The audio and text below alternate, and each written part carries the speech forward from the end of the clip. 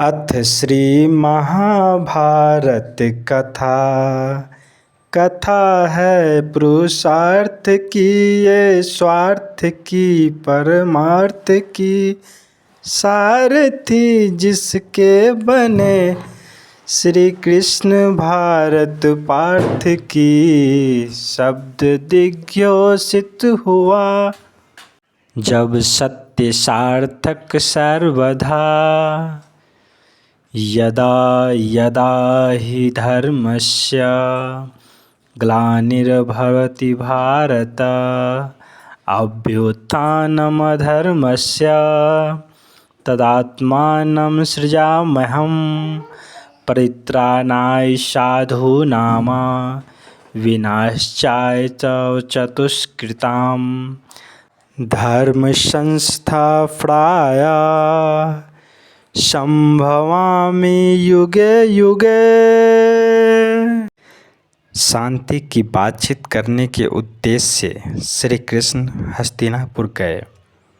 उनके साथ सात्विक भी गए थे। रास्ते में कुशल स्थल नामक स्थान में वह एक रात विश्राम के लिए ठहरे।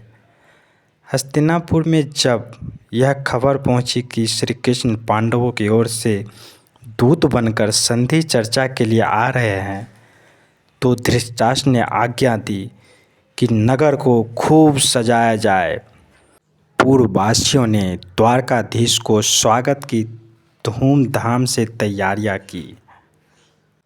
दुशासन का भवन दुर्योधन के भवन से अधिक ऊंचा और सुंदर था, इसलिए धृतराष्ट्र ने आज्ञा दी कि उसी भवन में श्री कृष्ण को ठहरने का प्रबंध किया जाए। श्री कृष्ण हस्तिनापुर पहुंच गए और पहुंचने के बाद पहले श्री कृष्ण धृतराष्ट्र के भवन में गए।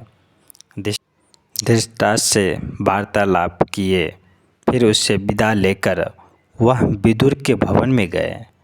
कुंती वहीं कृष्ण की प्रतीक्षा में बैठी थी। गए तो थे दुर्योधन के घर, क्योंकि दुर्योधन का मेवा त्याग विदुर के घर साग खाए। यह कहा जहाँ प्रेम था, आदर था, सत्कार से विदुर की पत्नियाँ केले की छिलका खिलाए और केले को फेंक देते थे और केला को छिलका खिलाते थे।